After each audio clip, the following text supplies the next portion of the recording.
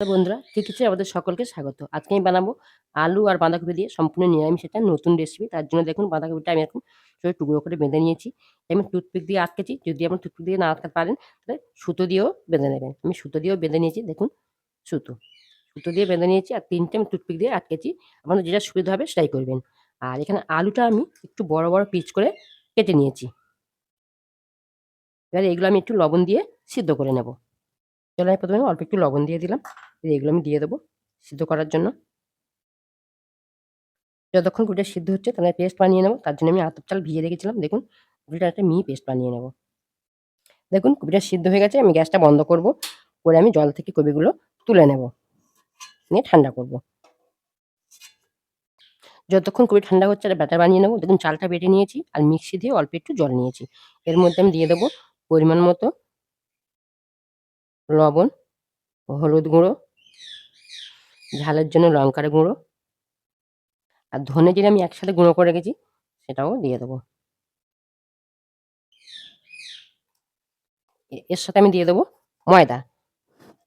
এখানে বেসনটা দেওয়া যায় কিন্তু বেসন দিলে টেস্ট ভালো হয় না।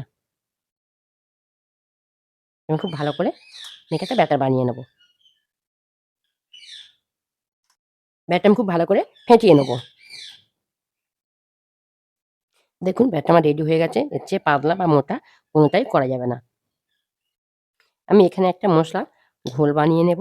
তার জন্য দিয়ে দেবো হলুদ গুঁড়ো পরিমাণ মতো, ঝালের জন্য লঙ্কার গুঁড়ো, এবার দেবো ধনে জিরের গুঁড়ো। যে জল দিয়ে গুলে রাখবো, জল দিয়ে গুলে রাখলে বাটা মশলার স্বাদ অনেকটা পাওয়া যায়।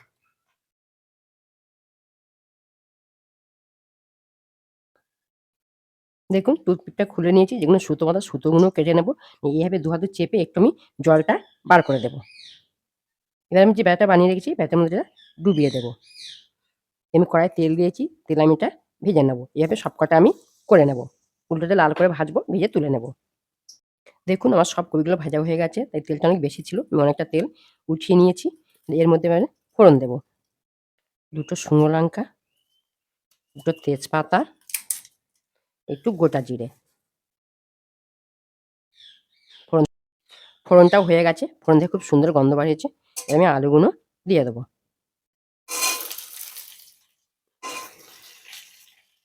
এবারে দেবো গ্রেট করা আদা। আমি এখানে গ্রেট করে দিয়েছি। আপনারা বেটেও দিতে পারবেন। আমি এখানে টমেটো ব্যবহার করছি না। যদি আপনারা টমেটো ব্যবহার করেন আদার কাঁচা গন্ধ চলে যাওয়ার পর টমেটো কুচে হোক বেটে হোক দিতে পারবেন।